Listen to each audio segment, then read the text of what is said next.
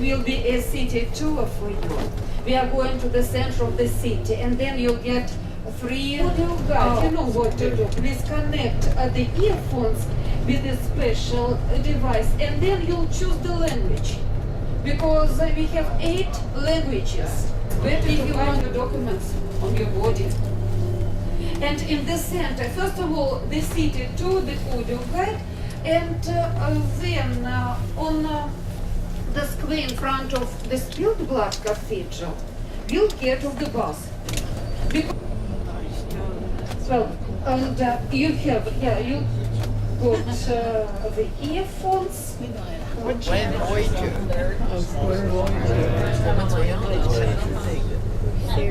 有看过这个船吗？没有吗？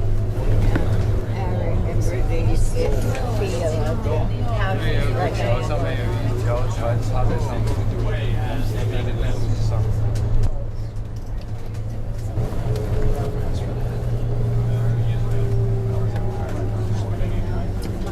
是海军的船。对，我记得。You can tell it's Sunday morning, can't you? Nobody's out. 我好像走过这个桥，有没有？没有，那个就是 Hermitage。对 ，Hermitage。那 yellow 的就是 Hermitage。Statues on top of it.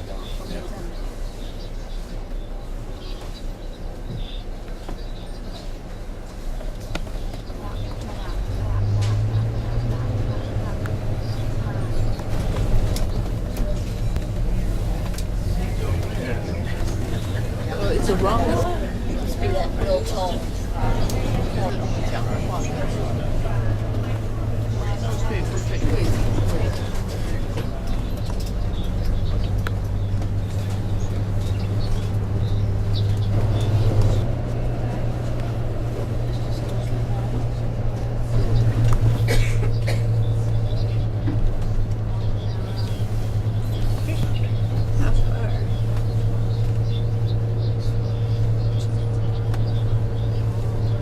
One could expect to find here just about anything that was produced at the time, either in Russia or abroad. Even nowadays, Western Claude had to make 2 more copies, one for Naples and another for Berlin.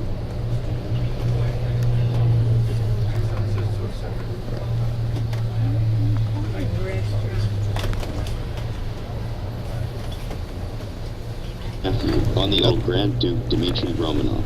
When Sergei died in a terrorist bomb blast, the Beliselsky Palace was inherited by his nephew Dmitry, who, from his earliest days, showed that he, unlike his late uncle, definitely was attracted to the ladies, and he became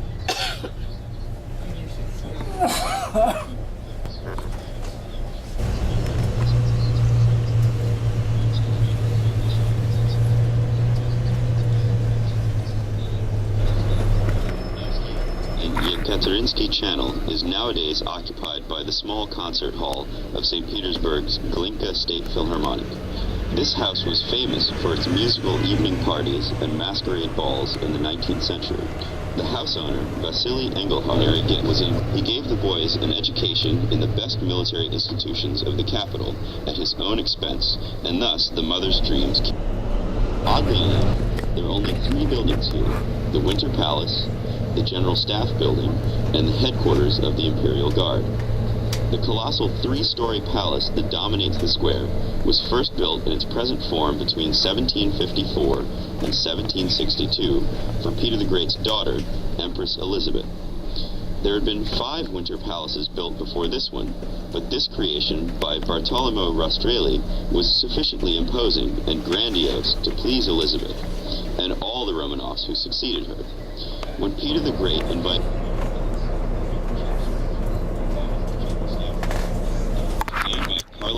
capacity in the 1820s, it is the longest building in Europe, extending 700 meters along Palace Square and the River Moika. There were three main ministries situated in the General Staff Building: the Military Ministry in the wing closest to Nevsky Prospect, the Ministry of Finance, and the Ministry of Foreign Affairs. The well-known Arch of the General Staff, connecting the two wings, was conceived as a monument to celebrate Russia's victory over Napoleon in 1812. The monument, rife with symbols of militarism, was created by two of Russia's most talented sculptors, Dimut Malinovsky and Pimenov. Crowning the composition is the winged Nike, Greek goddess of victory on her chariot pulled by 6 stallions. Architects have studied the arch with fascination ever since its construction, for it is actually composed of 3 arches, 2 of which are parallel to Palace Square, whereas the third extends in the direction of Nevsky Prospect.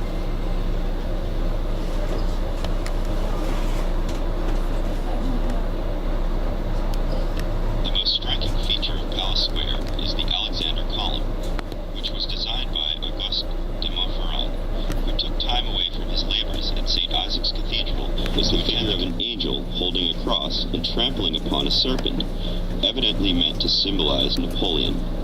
Ever since the column was erected, historians have discussed the face of the angel, many maintaining that a close view through a telescope shows him to have the justice, mercy, and abundance, all of whom helped defeat Napoleon's armies.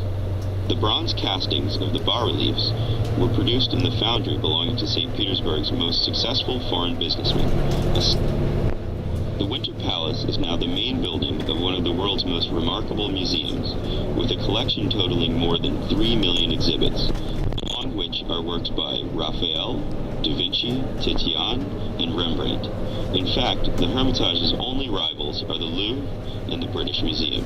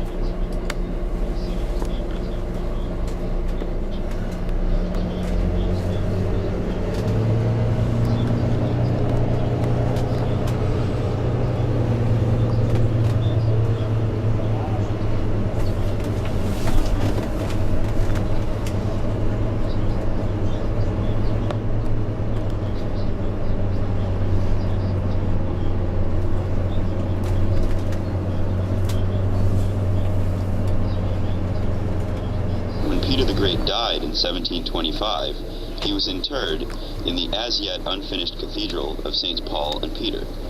The interment room became the final resting place of all the rulers of Russia from Peter onward, all save Tsar Peter II, who for a time returned to the capital of Moscow, where he died of smallpox. The final interment took place in 1998, when the last